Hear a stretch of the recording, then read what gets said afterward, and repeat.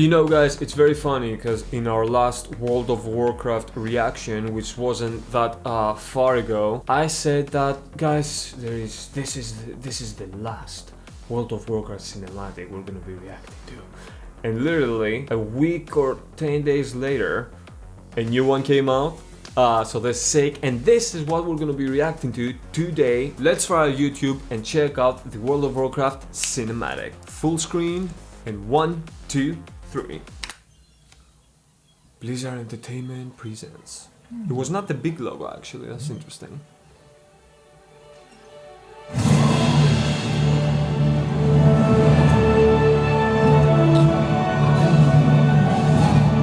Nice. Who doesn't love dragons?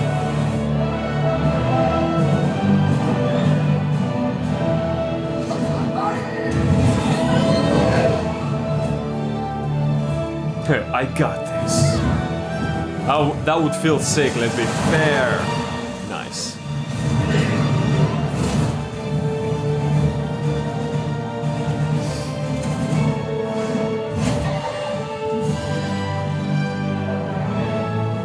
Oh, it's a sick shot actually.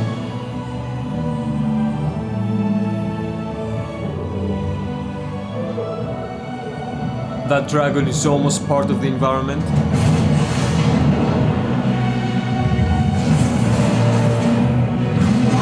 What the heck is that?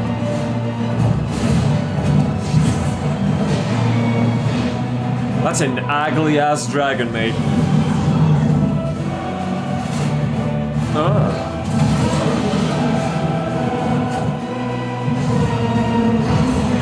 Sick shot, yeah. Nice. So what gives? What? That's like an actual dragonoid humanoid thing. That's sick though. Where's the dragon? The bad one.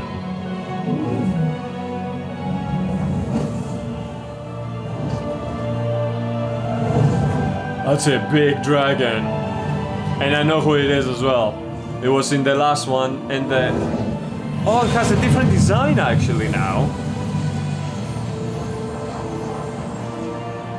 What's her name? Alexandra something? That's a lot of dragons.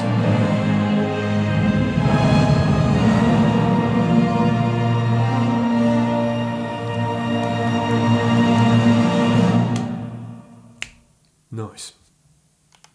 Anything else? Pre-purchase now. Get early access. And that's it. Okay, cool. Let's like the cinematic. Like this video as well, guys. And if you're enjoying these reactions, hit subscribe. I don't know if I'm getting used to them. I mean, quality-wise, sick. Subject-wise, it was really cool when the dark, weird dragon showed up. But then it just went away. Like, it hit the rock and then that was it. So I guess it kind of like serves as like teasing the... what you need to fight in the game or something. I don't know. But I felt that the conflict, like some form of conflict finally came to be after they were playing, but then it got away really quickly. That's why I'm feeling a bit bummed down. But I don't know, that mate, really cool, and you can really tell how the animation has progressed quality-wise, like when they went through the water cave and you had all the speckles of water and stuff. That was sick. But anyways, as always, guys, in part 2, we dive right back in to talk about filmmaking stuff and cool visual effects and everything in between. So let's just do that. Full screen, right back at the start, and let's go. So this is... I'm trying to remember. Usually you have a massive Blizzard logo, Entertainment Presents, and they usually show it twice. And it was one of my... I was like, you don't really need to do that. And it's funny, because in this one they didn't. Now, I'm not saying that they listened to me. But, very interesting. So, they bleed in the sound of birds and lakes before we actually see anything, and this is a classic filmmaking technique where you bleed in the sound first, because sound is such an important filmmaking tool, guys. You can have basic visuals and an amazing sound design, and that is going to do so much more than amazing visuals and subpar sound design. It's insane how much sound design changes the game. So then we fade in, very calm and peaceful, and then boom, very nice surprise. It reminds me a lot of the DreamWorks animations, How to Train Your Dragon. So they're playing a lot. I love this. This really gives you the sensation of speed.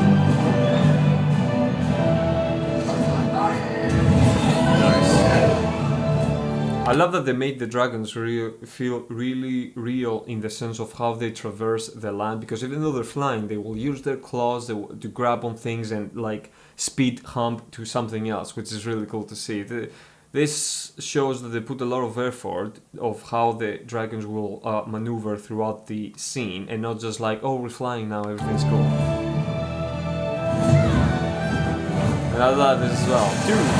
Because technically, by doing this, you don't affect the rider as much, because by flipping up the belly, the water hits that. That's really cool. Ooh. I love the shockwave. Look at the detail here, guys. So the moment the dragon almost hits the rock, it almost creates like a sound wave burst. Boom. And when that happens, you can see that translating to the camera shake as well. Now, camera shakes are extremely important to amplify a moment of action. Here, kind of like boom, shock waving up using the wings and the air force, or an explosion happening, or a big, impact. Integrating a camera shake, which is very easy to do actually. You just go in, hit position, and then put an expression in. Boom. It just gives such a sick that extra cherry on top that makes things really cool. Then they cut to an extreme close-ups of the eyes, and the eyes go out, and this is where you can really see the detail. Like, that just looks sick. Now that would be more than 85mm, I would say, but I love that composition. It's not usually used. You very rarely, in a 21:9 ratio, cut that close. But when you do, is to really showcase the audience, the eyes and the expression of the character, because here, with that expression, I get the sensation that that character is in control. Imagine a different one.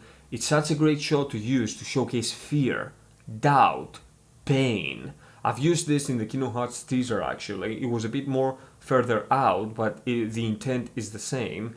And a great thing to keep in mind. Not usually cutting this close. My favorite full frame kind of like focal length would be 35mm. Almost the entire Final Fantasy VII Resurgence short film was shot on that, but it's always good to break it up with something like this. Boom! I like the spiral. That's really cool. They also use, if you guys pay close attention here, can I go hitting this 50,000 times? Yeah. You see this light leak. Light leaks are a great tool to use as well to transition between different scenes, or within the same scene, use a light leak burst to transition an element within the scene itself. Let's say I'm teleporting, I'm doing the action, the light bleed, and then it's just particles there. Great tool to use. This dragon has been there for quite some time, mate. Very cool design though. Random thought, what would be sick as a game? You guys remember Dino Crisis? Imagine a Dino Crisis like survival game, but with dragons. But the dragons are out to get you, mate. Remember that movie with Christian Bale? I actually really like that movie. Imagine that as a first-person video game shooter. How sick would that be? And then you have to fight dragons. But they will have some like stages where you have to creep away from the dragon. The dragon's like trying to sniff you out. And then you will build your arsenal and then be able to fight them. And then maybe have a dragon yourself. Okay, I'm going way too far, but it's a great example of watching a great cinematic and then being inspired yourself or letting your creativity roll off. This is why I love this so much. Boom! Ugly ass bad dragon, I'm guessing, that controls thunder as well. Very cool design, and I love the artistic way of showcasing it as well, with the clouds and that blue hue illuminating from the horse. Reminds me, yeah, really sick. Let's go!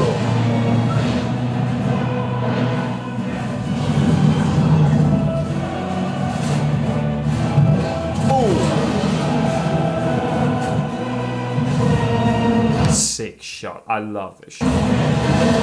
Go in, and then we transition to the next shot and we spiral down to a circle as well. That's a great matching of composition. Really sick.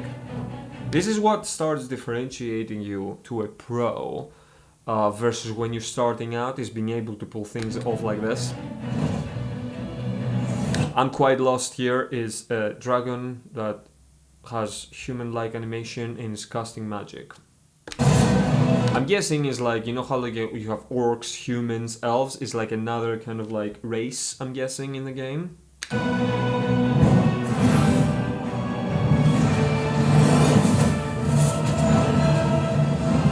That is really cool. Really cool.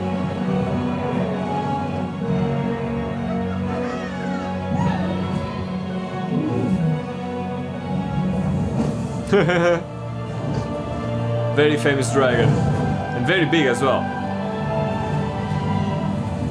It's a very welcoming cinematic for the launch, so I think I would like it a lot as a player. That's a great shot over the sunset.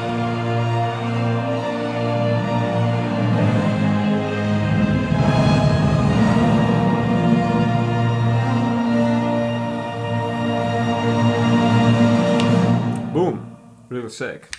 Really, really sick. I like how it's funny because sunsets make for beautiful light, golden hour and so forth. But also positioning the dragons as silhouette going towards the sunset is a very good choice as well, because it gives a sensation of going to the light and so forth, and really cool. Also, just in general, when you place something against the light, it tends to look very cinematic. This is one of the most important cinematography rules I will tell you guys, which is position your camera to the dark, to the shadow side of your light source.